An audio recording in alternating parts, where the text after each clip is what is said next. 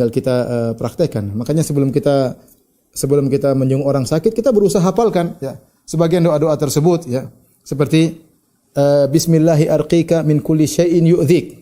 Ya Allah, dengan nama Engkau aku meruqyahmu dari segala penyakit yang mengganggumu. Min syarri kulli nafsin aw ainin hasid. Allahu yashfik bismillahi arqik. Itu di antara doa. Kalau bisa kita hafalkan, kemudian kita mendoakan orang yang sakit tersebut. Kemudian jangan lupa kalau kita menjenguk orang sakit ya, tidak ada salahnya kita bawa oleh-oleh ya, menyenangkan dia. Kalau dia suka makan ini, makan anu, kita bawa selama tidak dilarang oleh dokter ya. Kita bawakan untuk menunjukkan perhatian kita kepada dia. Kalau ternyata kita tidak mampu, tidak ada masalah, kita kirim lewat orang makanan atau sesuatu yang dia sukai sehingga kita menyenangkan hatinya ya. Kita menyenangkan hatinya. Kemudian kalau kita sudah tiba di ruangan dia, kita ngobrol, kita lihat. Kalau kelihatannya dia sulit untuk berbicara, maka enggak usah lama-lama. Yang penting kita sudah datang, pahala sudah jelas, kita sudah menyenangkan hatinya, kita pulang. Jangan dia sudah setengah mati ngomong, kita ketawa-ketawa situ ribut-ribut, akhirnya tidak bisa istirahat, penyakitnya tambah parah. Bukan dapat pahala, mendapat dosa, memberi mudarat kepada orang yang sakit. Tapi kalau kita ngobrol kemudian kelihatannya dia tidak ingin kita pulang,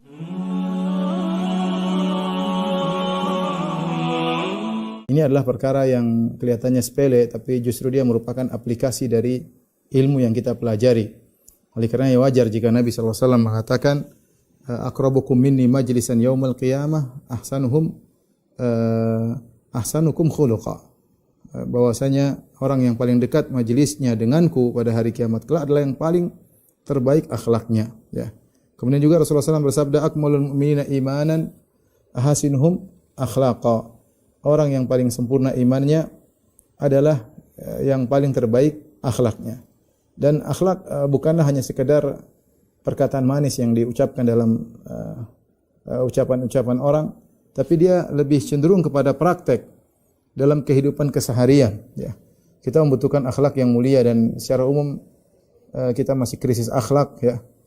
Krisis akhlak terhadap keluarga, terhadap suami, terhadap istri, terhadap anak-anak, terhadap kawan-kawan kita mungkin yang sedang sakit ya. Terkadang akhlak lebih krisis lagi ketika berhadapan dengan orang yang bertentangan dengan kita, akhlak kita lebih amburadul lagi. Padahal Islam mengajarkan kita akhlak dari segala sisi. Bahkan akhlak dalam peperangan. Sampai saya punya buku risalah khusus tentang al-akhlak dalam peperangan. Islam mengajarkan sampai demikian. Yang menunjukkan bahwasanya perhatian Islam terhadap akhlak sangatlah besar. Pada kesempatan kali ini kita akan bahas salah satu dari sisi akhlak yang penting yang mendapat perhatian khusus spesial dari Nabi sallallahu alaihi wasallam adalah akhlak dalam menjenguk orang sakit, yaitu iyadatul marid. Ikhwan dan akhwat yang dirahmati Allah Subhanahu wa taala, ya. Telah datang banyak perintah Nabi sallallahu alaihi wasallam untuk menjenguk orang yang sakit. Seperti dalam hadis Al-Bara bin Azib radhiyallahu anhu, beliau berkata, amarna Rasulullah SAW bisaba wa nahana an saba. Rasulullah SAW memerintahkan kami dengan 7 perkara dan melarang kami dari 7 perkara. Kemudian Rasulullah SAW beliau menyebutkan yang diperintahkan, amarna bi iyadatil marid.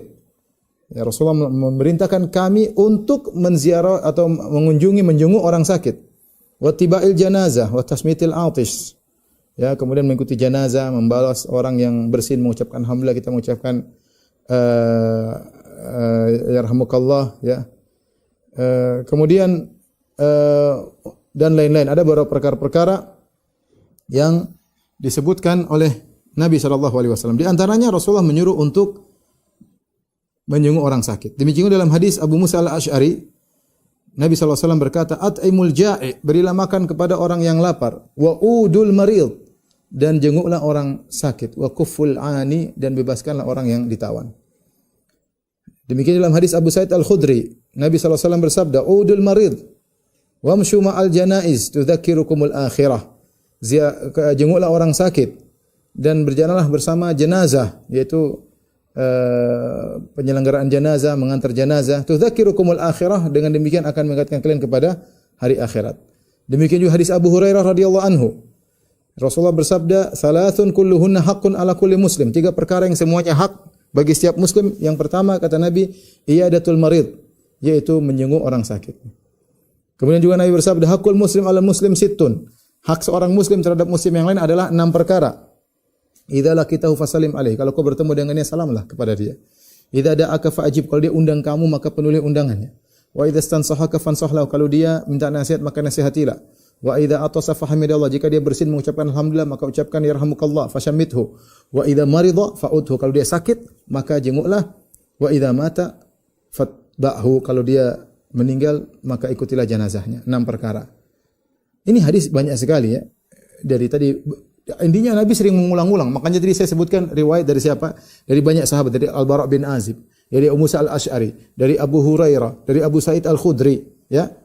Sahabat-sahabat dengan berbagai macam redaksi semuanya mengantarkan kepada bahwasanya di antara hak seorang muslim atau perkara yang ditekankan oleh Nabi adalah menjenguk orang sakit. Dan itu kebiasaan para salaf. Al-A'mash rahimahullah pernah berkata, "Kunna naq'udu fil majlis, fa idza faqadna ar-rajul 3 ayyam sa'alna anhu." Kami duduk di majlis, kalau ada 3 hari kami tidak lihat seseorang, teman kita enggak pernah kelihatan selama 3 hari, kami tanya kemana dia. Fa in kana maridan udnahu, kalau dia sakit maka kami jenguk. Jadi para salaf dahulu memandang bahwasanya menjenguk orang sakit ini pahalanya sangat besar, sehingga mereka memberi perhatian khusus. Kenapa? Karena Nabi punya perhatian khusus pada ini. Tidak mungkin Nabi punya perhatian khusus kecuali ini adalah amalan spesial. Ini amalan spesial. Ya. Makanya Rasulullah pernah bertanya kepada para sahabat, "Man asbaha minkum sha'iman?" Siapa yang hari ini puasa? Kata Abu Bakar, "Saya Rasulullah." "Man at'ama minkumul miskin?" Siapa di antara kalian yang memberi makan kepada orang miskin? Kata Abu Bakar, "Saya Rasulullah." "Man ada minkum maridhan?" Siapa di antara kalian menjenguk orang sakit? Kata Abu Bakar, "Saya Rasulullah." "Man tabi'a minkum janazah?" Siapa yang hari ini melayat jenazah? Kata Abu Bakar, "Saya." Kata Rasulullah SAW, "Majtama'na fi imri'in illa dakhala al-jannah." Tidaklah 4 perkara ini berkumpul pada seorang kecuali masuk surga. Di antaranya tadi menjenguk orang sakit. Sehingga ini adalah kebiasaan para salaf, mereka menjenguk orang sakit. Makanya ulama zaman sekarang mengatakan kepada kita, karena kita hidup dalam dunia, kehidupan dunia yang glamor, apalagi di ibu kota dengan berbagai macam hal-hal yang membuat kita terlupakan dengan akhirat, dengan berbagai macam berita yang tiada henti-hentinya, pergolakan politik yang tidak ujung-ujungnya, ya. Kemudian berbagai macam berita, inilah selebriti lah, apalah banyak sekali dalam negeri maupun luar negeri yang dunia informasi ini meledak luar biasa, tiada penghujungnya, dan sikap manusia ingin tahu, akhirnya membuat kita terkadang lalai dengan akhirat, lalai dengan bahwasanya kita harus beramal soleh. Maka sebenarnya mengatakan sisihkanlah waktu, beberapa waktu sekali pergi ke rumah sakit. Sebulan sekali bisa pergi ke rumah sakit, bagus. Jenguk orang-orang sakit. Bukankah banyak di rumah sakit kaum muslimin? Tidak syarat kita harus kenal. Kita jenguk orang sakit, hibur mereka, kita kunjungi, jenguk. Paling tidak kita lihat. Karena itu punya dampak yang besar bagi kita. Dampak yang besar bagi kita. Oleh karenanya, para ulama menyatakan dalam masalah menjenguk orang sakit ada beberapa faedah. Faedah yang kembali kepada orang yang menjenguk, faedah yang kembali kepada orang yang sakit, dan faedah yang kembali kepada keduanya. Faedah yang kembali kepada keduanya. Adapun yang berkaitan dengan faedah yang kembali kepada orang yang menjenguk, dengan menjenguk orang sakit, dia akan mendapatkan pahala yang banyak. Dia akan mendapatkan pahala yang banyak. Dia akan menjadi orang pandai bersyukur. Dia mensyukuri kesehatan yang dia rasakan. Ya, kesehatan ini adalah nikmat yang sering kita lupakan. Nabi sudah mengatakan, nikmatani maghbunun fihima katsirun minan nas. 2 nikmat yang banyak orang terpedaya, tertipu dalam 2 nikmat tersebut. As-sihhatu wal faraq, sehat dan waktu luang. Sehingga punya waktu sehat, waktu luang ada, sehat ada, tidak dia manfaatkan. Ya. Ya. Rasulullah mengatakan, ambil kesempatan sebelum datang 5 hal, lakukan 5 hal sebelum 5 hal yang lain. Sehataka qabla saqamik. Manfaatkan sehatmu sebelum datang sakitmu. Nah, kalau kita menjenguk orang sakit, manfaat kembali kepada kita, dapat pahala. Nanti kita jelaskan apa pahalanya menjenguk orang sakit, sangat banyak. Ya, sangat banyak ya. Jalan menuju surga diridhoi oleh Allah Subhanahu wa taala, seakan-akan dia memetik buah-buah di surga ya. Dari sejak pergi ke rumah sampai pulang lagi, maka pahalanya banyak ya. Kemudian tadi berkaitan dengan dirinya, dia akan menjadi seorang yang pandai bersyukur kepada Allah. Dia tahu bahwasanya sehat adalah kenikmatan yang luar biasa. Ya, sehat adalah kenikmatan yang luar biasa. Orang kalau sudah sakit ya, mau sekaya apapun tidak bermanfaat ya. Terkadang hartanya tidak bisa menolongnya ya. Hartanya terkadang tidak bisa menolongnya. Dengan demikian, manfaat tersebut kembali kepada dirinya, dia mendapat pahala, dan akhirnya dia pandai bersyukur kepada Allah, dia melihat ke bawah, melihat orang lebih susah. Kata Nabi SAW, "Undhuru ila man asfala minkum," lihatlah orang di bawahmu, fa innahu ajdaru alla tazdaru nikmatallahi alaikum. Dengan demikian kalian tidak akan meremehkan nikmat Allah yang Allah berikan kepada kalian. Ini manfaat kembali kepada orang penyenguk. Kemudian manfaat yang kembali kepada orang yang sakit, ini disebutkan oleh Ibnu Taimiyah rahimahullahu taala secara umum tentang musibah. Beliau berkata, "Musibatun tuqbilu biha 'ala Allah khairun laka min ni'matin tunsika dzikrallah." Musibah yang menimpamu, sakit dan yang lain yang buat engkau kembali kepada Allah lebih baik daripada kenikmatan yang buat kau lupa untuk berzikir kepada Allah. Saya ulangi, Ibnu Taimiyah mengatakan musibah yang menimpamu yang buat engkau kembali kepada Allah lebih baik daripada nikmat yang kau rasakan membuat engkau lupa untuk mengingat Allah Subhanahu wa taala. Kita banyak kenikmatan, banyak kesibukan, lupa untuk berzikir kepada Allah Subhanahu wa taala. Lupa untuk baca Al-Qur'an, lupa untuk menelaah tafsir-tafsir ayat-ayat, ya. Banyak hal buat kita lupa kepada Allah Subhanahu wa taala. Ibnu Qayyim rahimahullah berkata dengan perkataan yang indah, beliau berkata, "Laula mihanud dunya wa masaibuha la asabal 'abda min adwa'il kibr wal 'ujub wal far'anah wa qaswatil qalbi ma huwa sababu halakihi ajilan wa ajilan." Kalau bukan ujian-ujian kehidupan yang menimpa seorang hamba, di antaranya sakit dan yang lainnya, maka sang hamba kalau tidak dikasih ujian-ujian, tidak dikasih sakit dan yang lainnya, maka dia akan ditimpa dengan penyakit-penyakit yang berbahaya. Penyakit sombong, penyakit ujub, penyakit kezaliman, penyakitnya Fir'aun, ya. Penyakit hati yang keras, dan penyakit-penyakit tersebut merupakan sebab kebinasaannya cepat atau lambat. Fa min rahmati arhamir rahimin. Di antara rahmat Allah yang Maha Penyayang, an yatafaqqadahu fil ahyani bi anwa'in min adwiyatil masaib takunu himyatan lahu min hadhil adwa. Maka di antara rahmat Allah Subhanahu wa taala, Allah memberikan dia dalam sesekali waktu Allah kasih dia penyakit-penyakit, kasih dia obat-obat berupa musibah. Obat tapi dalam bentuk musibah. Ya. Sehingga obat-obat yang berupa musibah tersebut mengenainya membuat dia punya himyah, yaitu punya imun, kekebalan tubuh, membuat dia bisa terhindar dari banyak penyakit. Ya. Jadi kita anggap musibah-musibah yang menimpa kita, sakit dan yang lainnya adalah sebenarnya membentuk imun tubuh kita. Maksudnya, paham ya? Maksudnya membentuk kekuatan jiwa kita sehingga kita tidak terkena penyakit ujub, penyakit kiber, sombong, cinta dunia. Ya, kalau orang sudah sakit mau diapain dia?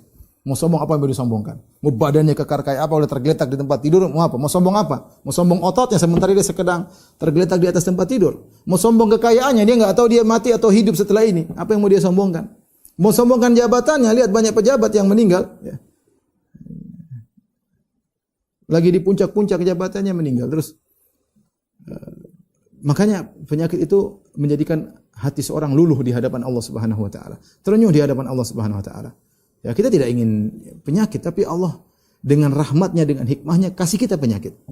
Kasih kita penyakit sekali waktu. Karena kalau kita tidak sehat terus, tidak ada musibah sama sekali, kita enggak sadar, terus akhirnya kita sombong, angkuh, berbuat zalim, mentang-mentang dan yang lainnya. Seperti yang dialami oleh Fir'aun dan yang lainnya. Tapi adapun faedah yang kembali kepada dua belah pihak, penyunguk maupun yang menyunguk, itu akan saling mencintai. Dan kita tahu semua hal yang bisa menimbulkan kasih sayang di antara kaum mukminin, maka itu disyariatkan oleh Islam. Ya, kata Rasulullah SAW, la tadkhulul jannata hatta tu'minu, wa la tu'minu hatta tahabbu. Tidaklah kalian masuk surga sampai kalian beriman, dan tidaklah kalian beriman sampai kalian saling mencintai. Awala adullukum ala syai'in idza fa'altumuhu tahabbtum, maka aku tunjukkan kepada kalian suatu perkara yang kalau kalian lakukan kalian saling mencintai. Afsyus salama bainakum, salinglah memberi salam di antara kalian, tebar salam. Ya, kalau tebar salam saja bisa menimbulkan kasih sayang, apalagi kalau kita jenguk saudara kita yang sedang sakit. Bagaimana dia tidak gembira melihat saudaranya, temannya, memperhatikan dia, jenguk dia. Tentu rasa kasih sayang timbul luar biasa di antara mereka. Enggak usah jenguk, telepon saja, bagaimana kabarmu, semoga kau cepat sembuh. Kata-kata indah sudah menimbulkan perasaan luar biasa, kita sayang sama dia. Oh, Masya Allah, dia perhatian sama kita. Bagaimana kalau sampai jenguk, saya membawakan misalnya hadiah atau membawakan membantu misalnya, maka ini dituntut dalam syariat. Saya ulangi, semua perkara, saya tekankan semua perkara yang bisa menimbulkan saling mencintai disyariatkan, dan semua perkara yang bisa menimbulkan saling memusuhi maka dilarang dalam syariat.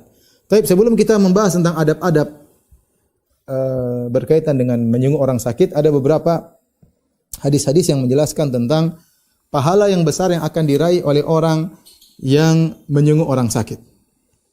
Di antaranya dalam hadis Thauban Maula Rasulullah sallallahu alaihi wasallam, Thauban berkata, qala Rasulullah sallallahu alaihi wasallam, Rasulullah sallallahu bersabda, "Man 'ada maridan lam yazal fi khurfatil jannati hatta yarji'." Hadis riwayat Muslim. Barang siapa yang menyenguk orang sakit, dia senantiasa berada dalam memetik buah-buah di surga sampai dia kembali. Sampai dia kembali. Dan ini faedah yang sangat mulia ya. Seorang yang menyenguk orang sakit, maka dia senantiasa sedang memetik buah-buah di surga ya. Fi khurfatil jannah maksudnya memetik buah-buah surga. Artinya luar biasa, ini sebab untuk masuk surga. Sampai Nabi mengatakan, kamu kalau sedang menyenguk orang sakit seakan-akan sedang memetik buah surga. Ini di antara sebab utama bisa buat kamu masuk surga. Kelihatannya sepele tapi pahalanya besar. Terus sampai kau pulang, pulang. Luar biasa. Ya.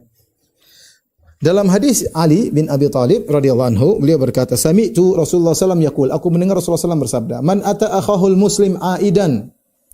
Ya, barang siapa yang mendatangi saudaranya muslim dalam kondisi menyenguknya, masya fi khurafatil jannati hatta yajlis. Maka dia berjalan ya, terus akan memetik buah-buah yang di surga sampai dia duduk. Fa idza jalasa ghamaratur rahmah, kalau dia duduk di samping saudaranya yang sakit, maka diliputi dengan rahmat Allah Subhanahu wa taala. Fa in kana qudwatan, kalau dia pergi di pagi hari, shalla alaihi sab'una alfa malakin, maka 70.000 malaikat mendoakannya. Hatta yumsi, sampai sore hari.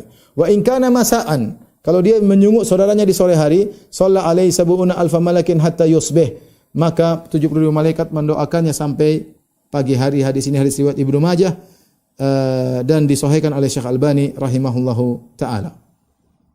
Ini dalil bahwasanya, perhatikan ibu-ibu Majelis Taklim Samarang dirahmati Allah Subhanahu wa taala, sejak kita keluar dari rumah, argo sudah jalan. Perhatikan nih. Misalnya kita mau jenguk orang sakit di Priuk misalnya, entah rumah sakit apa di sana saya enggak tahu. Misalnya saya dari Jakarta Timur, kemudian naik mobil menuju ada teman sakit di Priuk misalnya.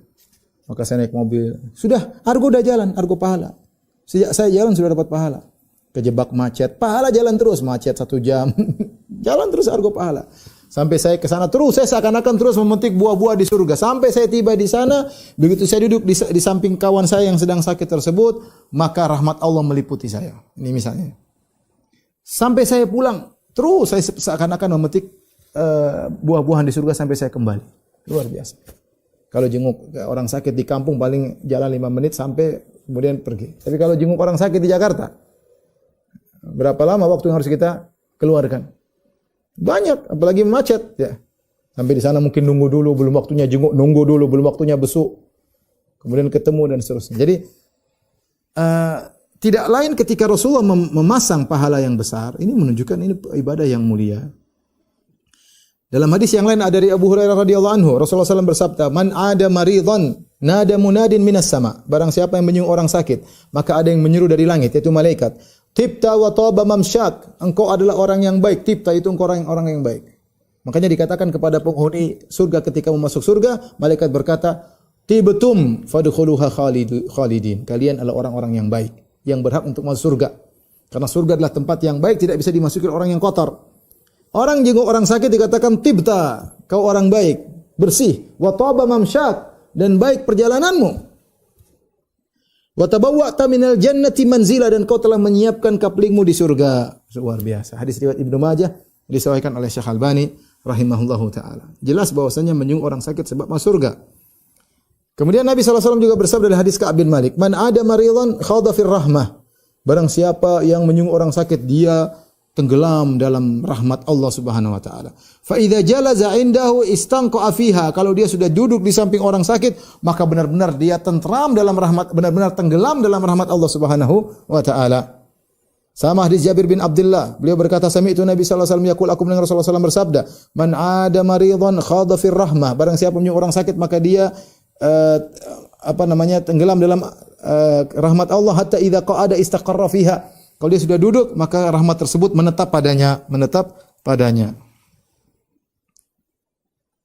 Dan hadis-hadis ini banyak. Kemudian ada tambahan dalam riwayat Ahmad, selain mendapat rahmat dari Allah Subhanahu wa taala,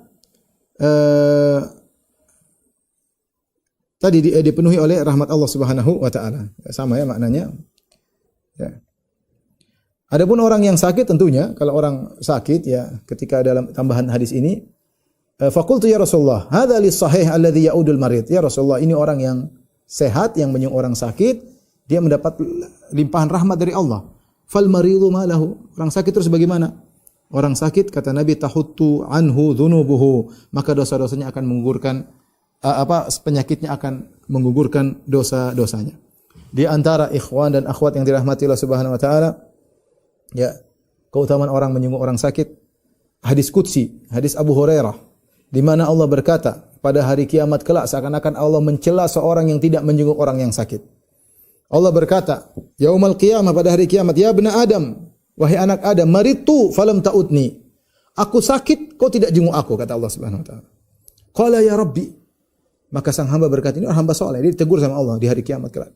Aku sakit, kenapa kau tidak jenguk aku? Maka hamba soleh ini berkata, ya Rabbi, kaifa a'uduka wa anta rabbul alamin. Bagaimana aku jenguk engkau ya Allah, engkau Tuhan, masa sakit? Enggak mungkin Tuhan sakit. Gimana aku menjenguk engkau, membesukmu sementara kau Tuhan? Qala, maka ternyata Allah maksudnya lain. Kata Allah, ama alimta anna abdi fulanan. Bukankah kau tahu hambaku si fulan marid, sakit? Falam ta'udhu, kenapa kau tidak jenguk dia? Ama alimta annaka law uttahu lawajadtani indahu. Tidak kau tahu kalau kau jenguk dia, kau dapati aku di sisinya. Subhanallah. Ini faedah luar biasa dijelaskan oleh Ibnu Qayyim dan yang lainnya, ya. Allah sampai mengatakan lawajadtani indahu, kalau kau jenguk dia kau dapati aku di sisinya. Ya, kenapa? Bahwasanya hamba yang saleh, kemudian dia sakit, benar-benar hatinya luluh, ternyuh, hilang daripada dirinya kesombongan, keangkuhan, maka Allah bersama dia dengan ma'iyah khassa, dengan kebersamaan yang khusus. Dan orang yang menyungguhnya akan mendapatkan keberkahan tersebut. Keberkahan kebersamaan Allah Subhanahu wa taala. Sampai-sampai Allah mengatakan kalau kau jenguk dia kau akan dapati aku di sisinya. Artinya Allah benar-benar akan bersama dengan dia, bersama orang yang sabar, bersama orang sakit tersebut, dan kalau kau jenguk dia kau akan dapat keberkahan itu juga. Ya. Maka kalau kita ingin dapat ma'iyah khassa. Ma'iyah khassa itu apa? Ada dalam pembahasan asma sifat yang namanya ma'iyah ammah, ada ma'iyah khassa. Ma'iyah ammah itu sifat Allah bersama seluruh makhluknya. Yaitu Allah bersama makhluknya dengan ilmunya, dengan penglihatannya, dengan pendengarannya. Tapi ada namanya ma'iyah khassah, kebersamaan khusus seperti innallaha ma'as sabirin, Allah bersama orang yang sabar. Innallaha ma'al ladzina taqwa, Allah bersama orang yang bertakwa, ya. Wallahu ma'as sabirin. Ya, seperti itu. Maksudnya Allah menolongnya. Allah menolongnya, Allah bersamanya, Allah akan menolongnya. Nah, kalau Anda ingin mendapat kebersamaan khusus dari Allah spesial, maka jenguklah orang sakit. Taib, ini di antara hal-hal yang merupakan keutamaan menjenguk orang sakit. Sekarang kita bicara tentang apa adab-adab kalau kita menjenguk orang sakit. Adab-adabnya banyak yang harus kita perhatikan. Pertama, ikhwan dan akhwat yang dirahmati Allah Subhanahu wa taala, ya, adalah memilih waktu yang pas ketika kita menziarahi orang sakit, ya. Waktu yang pas artinya jangan begitu kita dengar dia masuk rumah sakit langsung kita jenguk, mungkin dia lagi operasi, mungkin baru selesai operasi, tidak pas, mungkin butuh istirahat. Kita cari waktu yang pas yang di mana kita bisa jenguk dia dan dia siap menerima kita sebagai tamu, ya. Tapi ini kalau kita bisa, ya. Kalau ternyata qadarullah kita enggak punya waktu, kita hanya bisa jenguk dia di waktu yang dia sedang istirahat, maka kita jenguk ke rumah sakit, misalnya kita bilang, bagaimana si fulan? Oh, mohon maaf dia lagi istirahat. Ya sudah, kita tidak perlu untuk jenguk. Tidak perlu kita bangunkan. Yang bilang, bangunkan saya fulan, kasih tahu bangun. Jangan, dia lagi sakit. Dia lagi istirahat dia susah, jangan kita bangunkan dia. Tapi kita bilang aja sama keluarganya, tolong beri salam buat dia. Bilang fulan tadi datang menjengukmu. Ini ada sedikit oleh-oleh, sampaikan ke dia. Atau sesuatu kita sampaikan ke dia dari fulan, ya. Tidak apa-apa, meskipun tidak bisa bicara dengan dia, mungkin dia baru siuman kalau sore atau baru malam. Tapi tidak apa-apa, sampai kepada dia. Keluarganya akan sampaikan bahwa si fulan tadi datang menjengukmu dan dia tunggu kau tapi kau tidak bisa bangun, maka dia pulang. Itu sudah cukup membuat dia akan hilang suudzon dari kita. Dia bilang, masa teman kau tidak jenguk saya, ya. Masa tidak perhatian sama saya, ya. Akan timbul kasih sayang antara kita dengan dia, ya. Jadi kalau bisa pilih waktu yang pas kita bisa bertemu dengan dia. Kalau kita enggak punya waktu, ternyata kita harus jenguk dia di waktu yang dia istirahat, Sampaikan kepada keluarganya, kirim salam kepada fulan, sampaikan saya tadi datang, saya harus bersafar, jadi saya cuma bisa datang waktu ini. Sampaikan salam, ini sedikit titipan buat dia. Ini di antara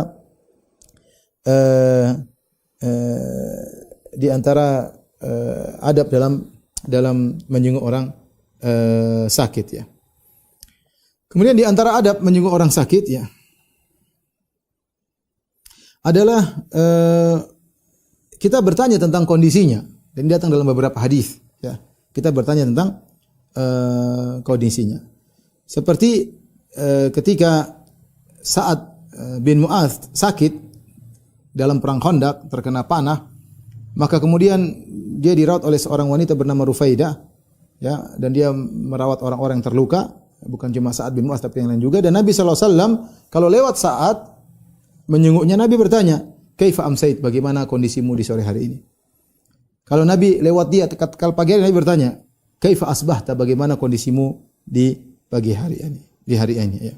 Ditanya. Demikian juga Nabi bertanya, "Kaifa tajiduka?" Bagaimana kau dapati dirimu? Dalam hadis yang lain. Rasulullah bertanya, "Bagaimana kau mendapati kondisimu?" Dan itu di antara sunnah kita tanya, "Bagaimana kondisimu?" Ya. Tapi jangan juga tanya terlalu berat ya. Kalau kelihatan dia berat untuk menjelaskan, maka tidak usah kita tanya terlalu banyak ya. Dia tanya, "Gimana operasi kemarin? Bagaimana?" Enggak perlu lah dia. Kalau dia mau cerita, dia akan cerita. Kalau dia berat untuk cerita, enggak usah tanya-tanya ya.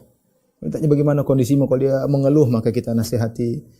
Terus kita kasih semangat ya. Kita kasih semangat agar dia tetap bersabar dalam sakitnya tersebut ya.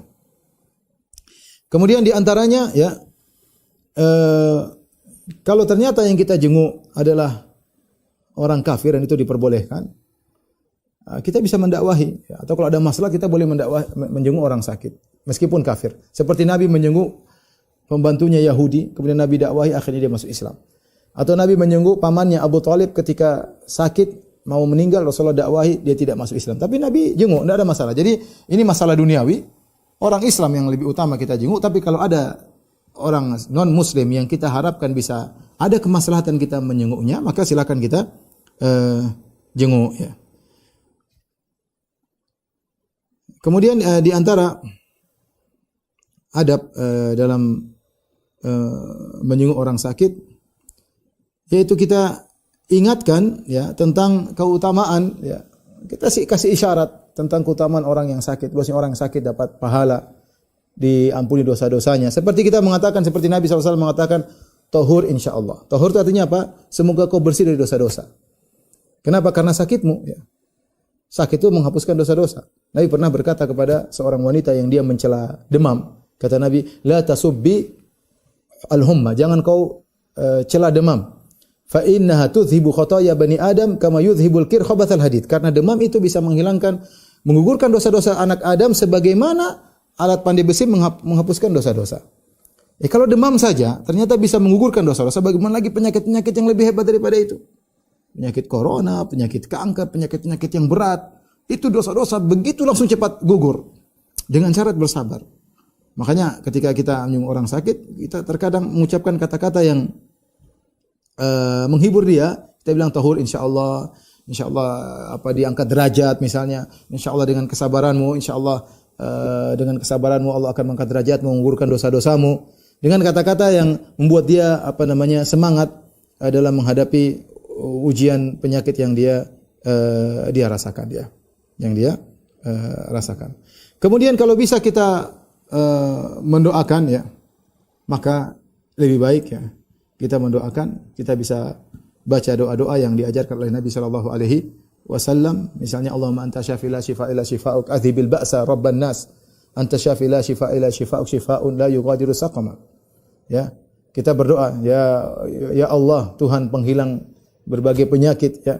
Engkau Maha Penyembuh, tidak ada kesembuhan kecuali dari Engkau. Sembuhkanlah saudaraku ini dengan kesembuhan yang menghilangkan seluruh penyakit. Berdoa di hadapan dia agar dia tahu bahwasanya kita perhatian terhadap dia. Dan juga boleh ya kita ruqyah ya. Sebagian datang dalam sebagian hadis, kita meletakkan tangan di posisi orang yang sakit tersebut, kemudian kita mendoakannya. Doa bisa kita doa umum, untuk kita baca Al-Fatihah, bisa kita ruqyah, atau kita meletakkan tangan kita di ubun-ubun ya, atau di posisi yang dia sakit, maka kita mendoakannya sehingga dia tahu bahwasanya ada perhatian dari kita dan kasih sayang dari kita ya. Dan insyaallah adapun doa-doa ruqyah maka banyak sudah termaktub dalam buku-buku doa, tinggal kita praktekkan. Makanya sebelum kita menjenguk orang sakit, kita berusaha hafalkan ya sebagian doa-doa tersebut ya. Seperti bismillahi arqika min kulli syai'in yu'dzik. Ya Allah, dengan nama Engkau aku meruqyahmu dari segala penyakit yang mengganggumu. Min syarri kulli nafsin aw ainin hasid. Allahu yashfik bismillahi arqik. Itu di antara doa. Kalau bisa kita hafalkan, kemudian kita mendoakan orang yang sakit tersebut. Kemudian jangan lupa kalau kita menjenguk orang sakit ya, tidak ada salahnya kita bawa oleh-oleh ya, menyenangkan dia. Kalau dia suka makan ini, makan anu, kita bawa selama tidak dilarang oleh dokter ya. Kita bawakan untuk menunjukkan perhatian kita kepada dia. Kalau ternyata kita tidak mampu, tidak ada masalah, kita kirim lewat orang makanan atau sesuatu yang dia sukai sehingga kita menyenangkan hatinya ya. Kita menyenangkan hatinya. Kemudian kalau kita sudah tiba di ruangan dia, kita ngobrol, kita lihat. Kalau kelihatannya dia sulit untuk berbicara, maka enggak usah lama-lama. Yang penting kita sudah datang, pahala sudah jelas, kita sudah menyenangkan hatinya, kita pulang. Jangan dia sudah setengah mati ngomong, kita ketawa-ketawa situ, ribut-ribut, akhirnya tidak bisa istirahat, penyakitnya tambah parah. Bukan dapat pahala, mendapat dosa, memberi mudarat kepada orang yang sakit. Tapi kalau kita ngobrol kemudian kelihatannya dia tidak ingin kita pulang, ya sudah, kita tenang aja. Ya, kita minta izin, saya pulang. Jangan dulu, kamu di sini dulu lah. Ya sudah, ngobrol. Ingat, argo pahala jalan terus, jangan khawatir. Argo pahala jalan terus. Ini saatnya kita beramal soleh. Saatnya kita beramal soleh. Mungkin kita nggak ngebaca Quran, kita lagi nggak baca buku, ya kita ngobrol sama dia. 1 jam, 2 jam. Kalau dia senang, jalan terus saja, nggak ada masalah. Kita sedang diliputi oleh rahmat Allah. Kita sedang memetik buah-buah di surga. Ya. Bahkan sebagian kawan ketika sakit kita harus tidur bersama dia, menemani dia. Masya Allah, pahalanya besar. Jangan kira ini pahala sepele, pahalanya besar. Melayat jenazah saja pahalanya besar. Dia sudah meninggal. Ya, dia tidak merasakan apa-apa mungkin. Artinya tidak ada timbal balik. Tapi ini lama sakit, kita ngobrol, senang. Ya, pahalanya besar. Jadi kalau ternyata kita berlama-lama memberi kemudaratan kepada dia, maka jangan lama-lama, maka kita segera pergi. Ya, tapi kalau ternyata dia senang kita ngobrol dengan kita, maka diam, jangan segera pergi. Kemudian ingat pula dalam masalah ziarah atau menjenguk orang sakit, idatul marid. Banyak orang ketika di awal sakit, orang pada berdatang-datangan, rame-rame. Hari pertama sakit, hari kedua, hari ketiga orang ramai. Setelah sepekan, 2 pekan sudah enggak ada yang jenguk dia lagi. Ini waktu-waktu ini antum pilih ya. Tatkala orang-orang sudah mulai bosan menjenguknya karena penyakit dia berkepanjangan. Ternyata di rumah sakit sebulan, 2 bulan, orang-orang mulai bosan menjenguknya. Antum jangan bosan. Ya. Di saat orang-orang mulai meninggalkan dia, antum jangan tinggalkan dia. Ya tentunya kalau antum punya waktu, tentunya saya maksudnya bukan artinya sebisa mungkin di saat orang-orang sudah lupakan dia, antum jangan lupakan dia. Datang, jenguk dia, mungkin dia ada orang terbaring di rumah sakit berbulan-bulan, ada bertahun-tahun. Ada orang terbaring di rumah sakit 2 tahun, bayangkan. Bagaimana kebosanan yang dia rasakan. Monoton di hadapan dia. Yang dilihat itu aja, dokternya itu aja, susternya itu aja. Ya, enggak tahu apa yang mau dia lakukan. Baca Quran rasanya enggak enak, mau berzikir rasanya tidak enak, ya. Dia butuh orang ngobrol. Maka saat orang-orang meninggalkan karena terlalu lama dia sakit, kita datang bawa oleh-oleh kayak bawa bantuan kayak. Jangan lupa perhatikan keluarganya yang ditinggal. Betapa banyak orang sakit kemudian keluarganya tidak ada yang perhatikan. Kita sebagai kawan jangan lupa, kalau kita enggak punya uang, ikhwan, akhwat, ibu-ibu, kalau kita enggak punya uang, kita kumpulkan orang. Ini silakan siapa jadi panitia, kumpulkan uang, enggak usah di antara kita, enggak usah kita sebarkan, mungkin enggak enak sama dia. Kita aja, kita aja, ya. Semampunya kumpulkan, kita bawa ya. Ini dari kalau dia tidak enak ya punya kita kasih aja, enggak harus bilang dari mana ya. Kalau memang ya, agar dia tidak tersinggung. Intinya jangan lupa untuk menjenguknya ya. Kemudian jangan lupa memberi harapan. Jangan buat dia down ya. Insyaallah lah banyak orang sembuh kok misalnya. Jangan insyaallah sehat. Karena kita sudah tahu, dokter sudah berkata kalau seorang punya harapan, imun dia naik.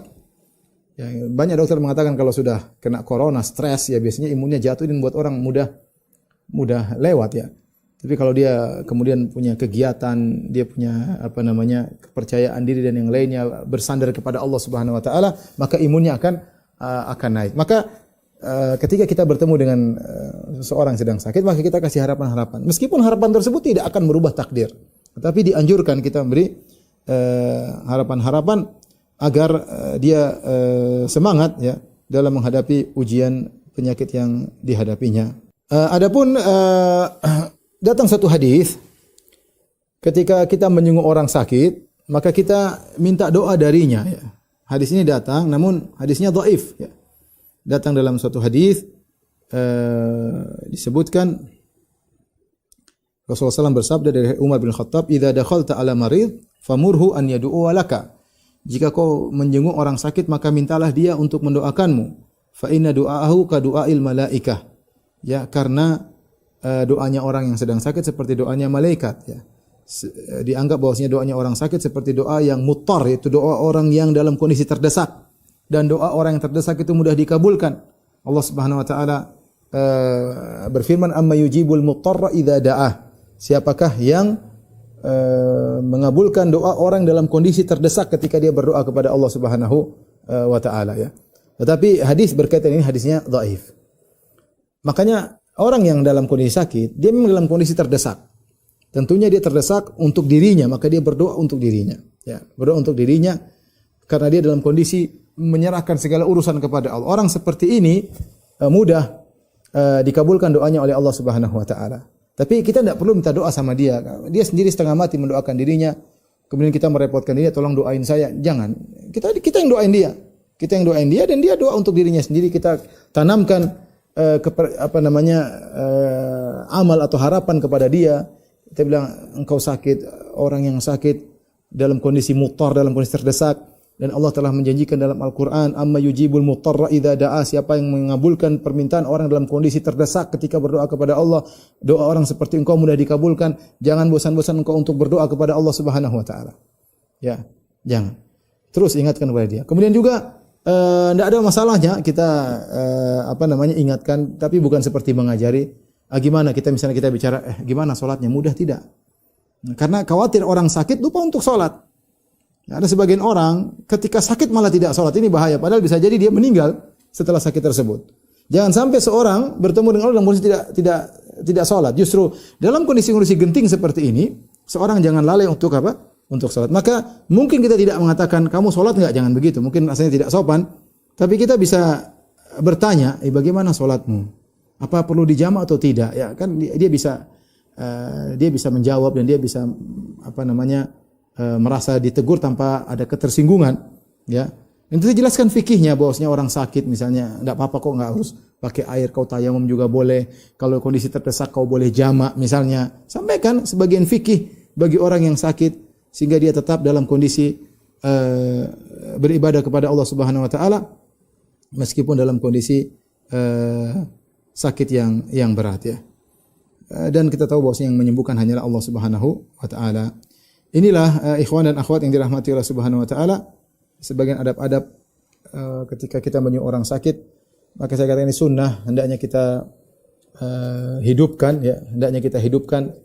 Ini sunnah yang mulai ditinggalkan oleh banyak orang. Kita tahu banyak orang sakit tapi yang jenguk adalah keluarganya ya. Padahal masalah menjenguk orang sakit bukan hanya keluarga yang jenguk.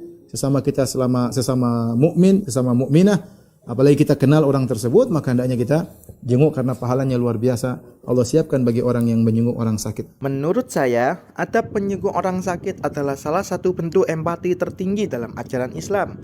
Ia bukan hanya menumbuhkan kasih sayang antar sesama, tetapi juga memperkuat nilai ukhuwah dan kepedulian sosial. Menjenguk orang sakit mengingatkan kita akan lemahnya manusia dan pentingnya rasa syukur atas nikmat kesehatan. Dalam konteks kehidupan modern yang serba sibuk, banyak orang mulai mengabaikan sunnah ini. Padahal, satu kunjungan dengan niat yang ikhlas bisa membawa ketenangan luar biasa bagi orang yang sedang terbaring sakit. Rasulullah bahkan mencontohkan bagaimana seorang muslim harus mendoakan dengan kalimat yang positif, menumbuhkan semangat, dan tidak memperlama kunjungan agar tidak membebani. Saya juga berpandangan bahwa adab ini sangat relevan diterapkan di zaman sekarang, terutama di era digital. Kita bisa menjenguk dengan hadir langsung atau sekedar mengirimkan doa dan kata penguat melalui pesan yang tulus. Yang terpenting adalah niatnya, menghadirkan kasih sayang dan dukungan yang membawa ketenangan bagi yang diuji sakit. Adab menjenguk orang sakit bukan hanya soal sopan santun, tapi cerminan akhlak yang lembut dan hati yang hidup. Karena sejatinya saat kita menjenguk saudara kita yang sakit, kita sedang melihat cermin yang mengingatkan bahwa suatu saat kitalah yang akan diuji. Barakallahu fikum.